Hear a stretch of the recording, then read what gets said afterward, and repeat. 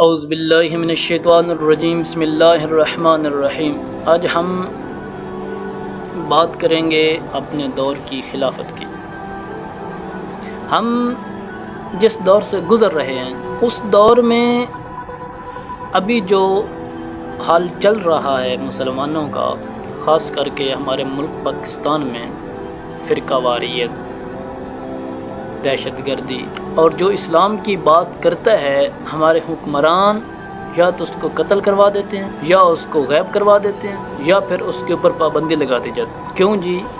یہ اسلام کی بات کر رہے ہیں۔ سب سے پہلے ہم کو یہ نظام بدلنا ہوگا، سب سے پہلے ہم کو یہ نظام بدلنا ہوگا، اور یہ نظام بدلنے کے لیے ہم کو میدان میں اترنا پڑے گا۔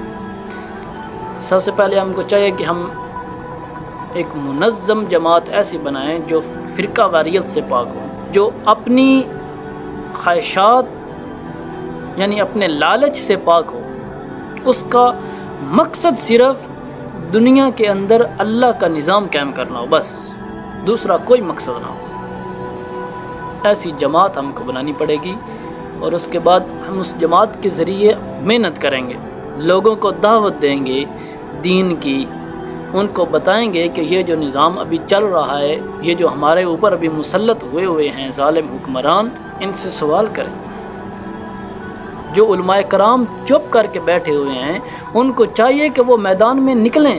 بھائی تھوڑی تکلیف سہیں نا آپ بھی، ہم کو علماء کرام کے خلاف نہیں ہیں، لیکن علماء کرام کو بھی چاہیے کہ وہ میدان میں نکلیں، کیونکہ پوری عوام تو علماء کرام کے ساتھ ہے۔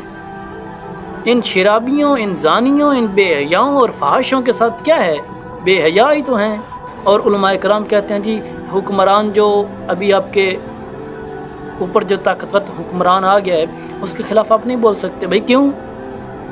ظالم سب سے بڑا شرک ہے کہ ظالم کے سامنے چپ کر جانا۔ ہم اس نظام کو بدلنے کے لیے میدان میں نکلنا پڑے گا، میدان میں نکلنا پڑے گا، اور ایک منظم جماعت بنانی پڑے گی جو اقتدار سے پاک، شہرت سے پاک، لالچ سے پاک، سب چیزوں سے پاک، ایسا اقتدار ہمیں چاہیے، اور اس کے لیے ہم کو محنت کرنی پڑے گی۔ سب سے پہلے ہم جوانوں کو دعوت دیں گے، عوام کو مطلع کریں گے۔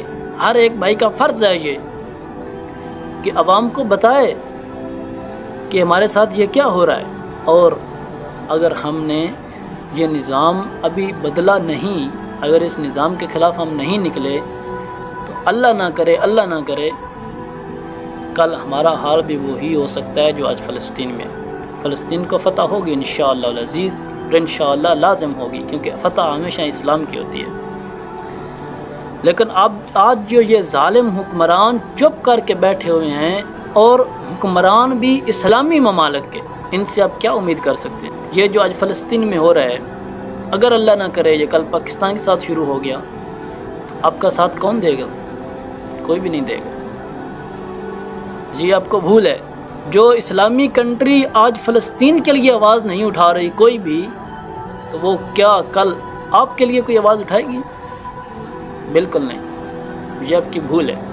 وہ آپ کو راستے میں چھوڑ دیں گے، کیونکہ وہ ان کا اسلام سے تو لینا دینا کچھ نہیں۔ ان کو چاہیے اقتدار، بادشاہت، ملکیت، پیسہ، دولت، شہرت، وہ تو ان کو ملا ہوا ہے، اور جب وہ ان کو ملا ہوا ہے تو کافروں کو بھی ایسے ہی آدمی چاہیے،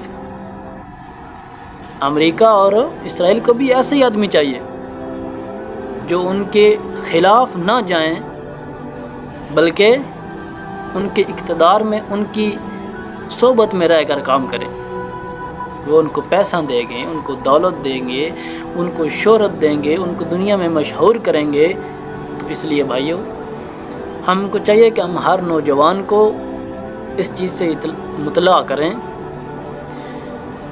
کہ بھائیو آخر کار ہم کو میدان میں نکلنا پڑے گا، اور میدان میں نکل کے اللہ اور اللہ کے رسول صلی اللہ علیہ وسلم کی سنت کو اور اللہ کے احکام کو نافذ کرنے کے لیے ہم کو قربانی دینا پڑے گی۔ جب تک ہم قربانی نہیں دیں گے اس وقت تک یہ نظام کبھی تبدیل نہیں ہوگا.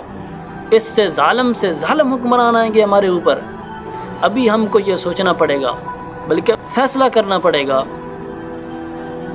کہ ہم میدان میں نکلیں اللہ کے اوپر یقین کر کے. اور اللہ کا یہ وعدہ ہے کہ تم میرا وعدہ نبھاؤ. وَأَوْفُوا بِعَهْدِي أُوفِ بِعَهْدِكُمْ وَإِيَّايَ فَارْهَبُونِ. تم میرا وعدہ نبھاؤ تو میں آپ کا وعدہ نبھاؤں گا. اللہ کا وعدہ ہے. اور لا یخلف اللہ المیعاد، اللہ پاک کبھی وعدے کی خلافی نہیں کرتے. ہمارا اللہ کے اوپر یقین ہی نہیں ہے، ہم ڈرتے ہیں. جی اگر ہم میدان میں نکلے تو یہ ہم کو جیل میں ڈال دیں گے، یہ ہمارے اوپر پابندیاں لگا دیں گے. اب بھائی کیا کر سکے گے؟ پابندیاں لگائیں گے تو کیا کریں گے؟ پابندیاں لگانی ہیں نا.